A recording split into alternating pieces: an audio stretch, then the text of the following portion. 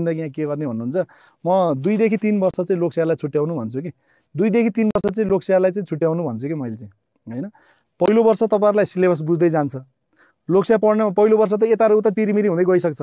Average स्टुडेन्टलाई कोही पहिलेदेखि घरमा सेल्फ स्टडी हुन्छ प्यारेन्ट्सहरु दाइ दिदीहरुले पढ भनेर किताब लगिदिया हुन्छ ह्यापी बर्थडेमा उनीहरुले पढिरा हुन्छ उनीहरुले पहिलो वर्ष 1-2 महिनामै कभर गरिहाल्छन् नभए केही थाहा छैन आफ्नो फ्यामिली रिलेटिभ्समा कोही पनि छैन कोहीले तपाईले सजेसन दिइरा छैन एकैचोटी आउनु भयो भने सुरुमा तपाई सिलेबस र टपिक्स सर चिन्दै जान्छ सरको अनुहार चिन्दै जान्छ सरको बानी बेहोरा अनुहार यो सर ठीक छ यो ठीक छैन यो राम्रो यो नराम्रो भन्दै एक सिजन गइहाल्छ दोस्रो वर्ष तपाईको बेस्ट तयारी भइसक्यो हुन्छ दोस्रो वर्ष चाहिँ तपाई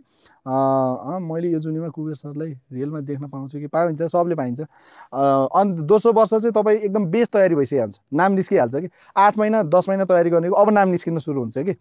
र कहिलेकाहीँ अब भाग्यले साथ दिएन पढेका क्वेशन आउँदैनन् हाम्रो मेहनत फर्स्ट हो मेहनत पहिलो प्राथमिकता हो दोस्रो चाहिँ लकले पनि भर पर्छ लक अब तपाईले 10औं 20औं हजार क्वेशन पढ्नुभयो एक्जाममा आएका ती 25 वटा 50 वटा क्वेशन जिन्दगी नदेखेका क्वेशन देखियो भने काम छ त कोले गर्छ त्यो तपाईहरुले भन्ने मात्र हैन त्यो कसैको पनि मिल्दैन के त्यो सरहरु कसैको पनि मिल्दैन के हामीले हजारौं हजार क्वेशनहरु हेरिसक्या हुन्छ हैन हजार सयौं प्याटर्नहरु दिमागमा हुन्छ तर जिन्दगी कहिले प्रयोग नभएको प्याटर्नको क्वेशन आइदियो अब कसको आउँछ कसैको पनि मिल्दैन त्यसमा चित्त दुखाउनु हुँदैन त्यो कतिको ब्याड लक हुन्छ के ब्याड लक चाहिँ 4-5 वर्ष सर म लागिरहे भएन भन्छ नि त्यो ब्याड लक हो के त्यही चाहिँ पढे हुन्न त्यही चाहिँ आइदिरा हुन्छ त्यही चाहिँ छोडे हुन्छ त्यही चाहिँ आइदिया हुन्छ हैन हो त्यस्तो ब्याड लक पनि हुन्छ कतिको चाहिँ भाग्यमानी हुन्छन् थोरै पर्छन् जे पढ्यो त्यही फ्याट आउँछ पहिलो लटमा निकालिदिन्छ लौ 3 महिनामा नाम निस्क्यो भने चाहिँ अरूलाई त के भयो भनेर अरूलाई तताइदिन्छन् हैन अब फेरि लकीले हो के त्यो चाहिँ लकी पर्सनहरु हो के 3 महिना हुन्छ निस्किन्छ कहिलेकाहीँ त अब पढे आइदियो रिटर्न राम्रो स्किल पहिलेदेखि लेखन चाहिँ राम्रो भएकाले त निकालिहाल्छ नि हैन त्यस्तो पनि हुन्छ त्यो चाहिँ भाग्यले पनि हो कि निधारमा 6औं दिनमा भ्याट निस्केस भनौं त भ्याटै हुन सक्छ नि त हैन त्यस्तो हुन्छ त्यो भएको हुनाले 2-3 वर्षलाई चाहिँ एकदम खटिनुस् एकदम लाग्नुस् मेहनत गर्नुस् छोड्दिनुस् त्यो 1 वर्ष 2 वर्षको समय चाहिँ जीवनमा त्यति उमेर कमै हो मेरो भनेर नि पढ्नुस् के अस्ति मैले भनेको थिएँ हैन 80 वर्ष हुनुहुन्छ नि 1 वर्ष घटेर 79 वर्ष बाँचे सम्झिनुस् 1 वर्ष मरेर लोकसेवा पढ्नुस् हौ शिक्षक सेवा आयोग लोकसेवा आयोग सुरक्षा निकाय जे पढिनु भयो 2 वर्ष चाहिँ 80 वर्षमा 78 वर्ष बाँचे सम्झेर 2 वर्ष मरे तुल्य भएर पढिदिनुस् नाम निस्किन्छ निस्केपछि करियर बन्छ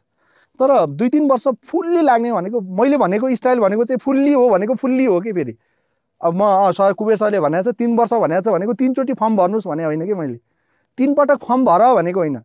3 वर्ष म्याक्सिमम 3 वर्ष भनेको छ 1 वर्ष हो मेरो चाहिँ 6 देखि 8 महिनादेखि तपाईको नाम निस्किन सुरु हुन्छ अब कतिपय पोस्टिङ हुँदै जानुहुन्छ हैन नसक्दा कहिलेकाहीँ ब्याड लक हुँदा 3 वर्षसम्म चाहिँ तपाई म्याक्सिमम 3 वर्षसम्म मरेर लाग्नुस् निरन्तर लाग्नुस् के त्यो दशैं तिहार बिदा यो होली छठ अब मलाई त्यो बार कति त्यो हाम्रो प्याक टाइम हुन्छ नि क्लासको त्यो दिमागमा बार पनि थाहा हुँदैन कि आज हिजो पनि यही थियो आज पनि यही हो भोलि पनि यही हो त्यो एकोरो काम गर्दा तपाईँ त्यो बार पनि याद हुँदैन कि साँच्चै हो मैले अनेस्टली गफ दिए हैन एकोरो काम गर्नुस् अरु काममा मात्रै ध्यान दिनुस् त त्यो बार पनि याद हुँदैन जिन्दगीमा तपाईलाई आइतबार हो कि शनिबार हरेक बार शनिबार जस्तो बार बनाएर बवाल तरिकाले पढ्नुस् त म्याक्सिमम 3 वर्ष पढ्नुस् भएन भने चाहिँ अर्को करियरमा शिफ्ट हुनुस् यसकै यही पछि कुद्नुस् चाहिँ म भन्दिन है फेरि म यसकै पछि कुद्नुस् भन्दिन किन ढिला भइसक्या हुन्छ कि तपाईको उमेर गइसक्या हुन्छ अनि किनभने पछि केही गर्न सकिदैन हैन नजिकको मान्छेलाई मसँग भेट्दा मैले दिने सल्लाह चाहिँ केटा मान्छेले लेडिज केटाकेटी सबैले अबको युथले अबको जेनेरेसनको युथले अब त कम्पिटिसनको युथ जेनेरेसन भइसक्यो अबको समय भनेको त यति स्पिडली बढ्या छ भनेको हामीलाई स्पिड भनेको त घडी फास्ट घुम्ने स्पिड होइन हाम्रो आवश्यकताहरू बढ्या छन् नि हिजो बुवालाई हजुरबुवालाई चाहिने बेसिक निड्सहरु भन्दा अहिले हाम्रो बढी छैन त हिजोको बेसिक निडहरु भन्दा अहिलेको बेसिक निड त बढिसक्यो साथीहरु अहिले मोबाइलमा रिचार्ज कार्ड हालेर जति बोल्छौ त्यतिखेर फ्यामिली पालिन्थ्यो मान्छेको अहिले मोबाइलमा मोबाइलको डाटाले जति पैसा खाइदिन्छ पहिला एउटा परिवार पालिँदैन थियो गाउँमा त एउटा कति हुन्छ गाउँमा त मजाले पालिन्थ्यो नि किनभने तरकारी धान गहुँ मकै आफ्नै हुन्थ्यो अहिले हामीले रिचार्ज कार्ड हाल्ने पैसा 2-4 हजार 5 हजारले त महिना धान्दैन थियो गाउँमा 4-5 हजारले गाउँमा खेतीपाती आफ्नै भएको मान्छेलाई त 4-5 हजारले मजाले मासु भात खान पुग्ने मासु किन्ने त हो नि अरु आफ्नै हुन्छ गाई भैँसी छँदै थियो दूध थियो हैन तरकारी थियो सबै थियो हाम्रो रिचार्ज कार्डको पैसाले पहिला मान्छे खुसी हुन्थे जति पैसाले पहिला तपाईको बुवा मेरो बुवा हजुरबुवाको पालामा खुसी हुन्थे नि त्यति पैसा त तपाई हामी अहिले मोबाइलमा डाटामा खर्च हुन्छ भन्छ हाम्रो निड्सहरु बढिसके साथीहरु भने अब हामीले करियरको पोइन्ट्स तपाई स्टार्ट जरा गाड्नु पर्ने भनेको 20 देखि 25 वर्ष भित्र जरा गाडिसक्नुपर्छ कोर एरिया भने जस्तै कोर जरा कि म यो फिल्डमा लाग्छु भने त्यो फिल्ड तपाईँले हाँगमा समातिसकेको हुनुपर्छ। हाँगमा समातिसकेको हुनुपर्छ। तपाईँ पसल खोल्नुहोस्, किराना पसल खोल्नुहोस्, ग्यास पसल खोल्नुहोस्, होइन, कुखुरा पाल्न सुरु गर्नुहोस् चाहिँ त्यो खसी पाल्नुहोस्, वा विदेश जानुहोस्, कोरिया जानुहोस्, जापान जानुहोस्, सुब्बा हुनुहोस्, खरदार हुनुहोस्, प्राविको शिक्षक हुनुहोस्, निमाविको शिक्षक हुनुहोस्, माविको शिक्षक हुनुहोस्, म्याक्सिमम 25लाई चाहिँ तपाईँ 27-28 बनाउनुहोस्। योभन्दा पछाडि जानुभयो भने अब तपाईँलाई जाँगर मर्छ, इनर्जी हुँदैन कि। अब इनर्जी कम हुन्छ कि। पहिला 20 वर्षको उमेरको चाहिँ म जे पनि गरिदिन्छु काम भन्ने इनर्जी र 30, 35, 40 पुगिसकेपछि त्यो शरीरले पनि अब डर हुन्छ कि, लगानी गर्न पनि डर हुन्छ कि। तपाईँले 25 वर्षमा त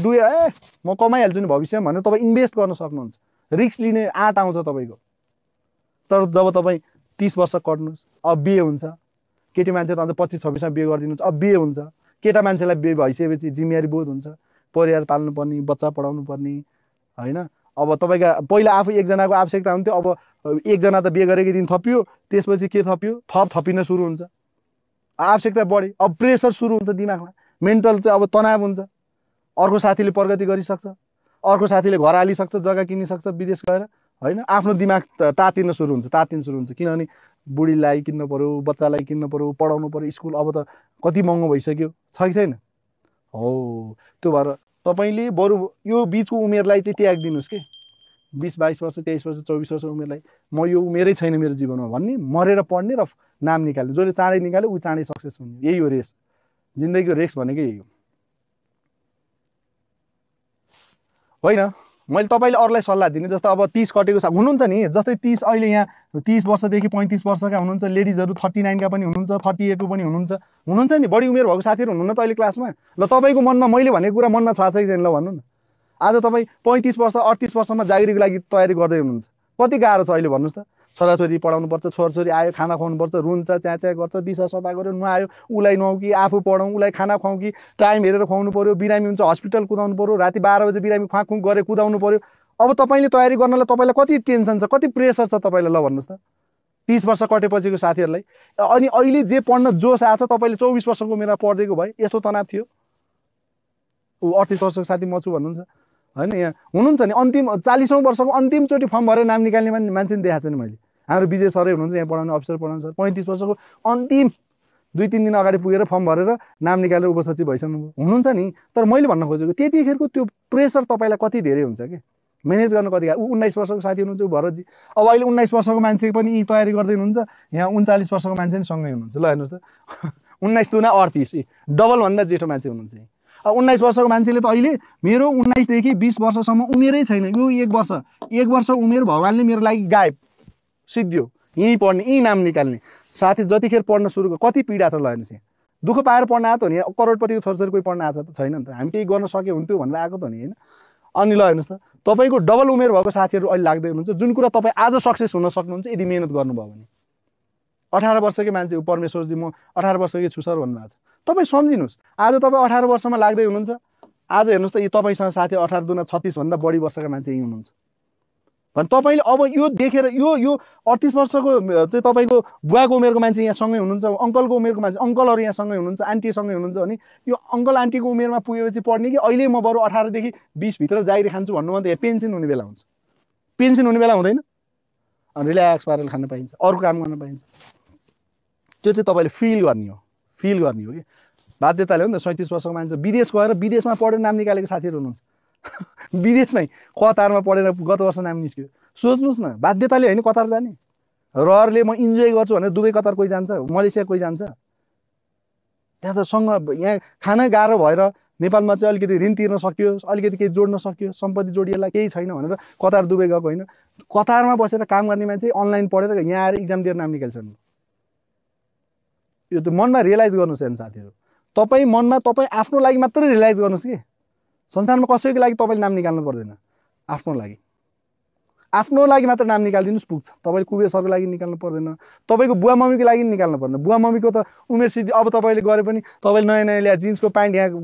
ग्रन्च भएको प्यान्ट ल्याइदिए बुवाले लाउनुहुन्छ, तपाईँले मम्मीलाई चाहिँ अब नयाँ नयाँ ल्याइदिउनु होला कुर्ता सुरुवाल, मम्मीले त्यति लाउन म रुचाउनुहुन्न, त्यही आफ्नो गुन्ने चोलो छँदैछ, साडी छँदैछ, आफ्नै जे छ त्यही एक्स्ट्रा तपाईँले किनेर ल्याएको त लाउनुहुन्न नि। त्यो उहाँहरूको एउटा त्यो फेजै सिद्धिसकेको हुन्छ कि उमेर चाहिँ, त्यो रहरका उमेर गइसकेका हुन्छन्। आँखा अगाडि छोराछोरीले प्रगति गरोस् भन्ने आँखा हेर्दा खुसी हुन पाए हुन्थ्यो, त्यति हो। तर बाँच्नुपर्ने को हो, जिउनुपर्ने को हो? ल 80 70 वर्ष 75 वर्ष उमेर राखौँ, 18 वर्ष, ल 20 वर्षमा नाम निस्क्यो, ल हेर्नुहोस् त 55 वर्षसम्म जिन्दगी मोज हुन्छ। 55 वर्ष मोज गर्न चाहनुहुन्छ, तनाव रहित जिन्दगी बाँच्नुहुन्छ, करियर सक्सेस भएको मान्छे 55 वर्षसम्म तपाईँ खुसी हुन सक्नुहुन्छ। अहिले 18 देखि ल हेर्नुहोस् 18 वर्षका लागि मैले टार्गेट गरेँ, यो पछि सबैलाई यही हो है। ल 18 देखि 2 वर्षको जिन्दगी तपाईँले मऱ्यो भनेर सम्झेर पढ्न थाल्नु त केही फरक पर्दैन कि त्यो 2 वर्ष। 2 वर्षको मेहनतले 55 वर्ष आनन्द, 55 त्यसपछि छँदैछ। 55 वर्ष दुःख पाउने कि 2 वर्ष दुःख पाउने, चोइस तपाईँको। ल okay, thank you so much सबैजना।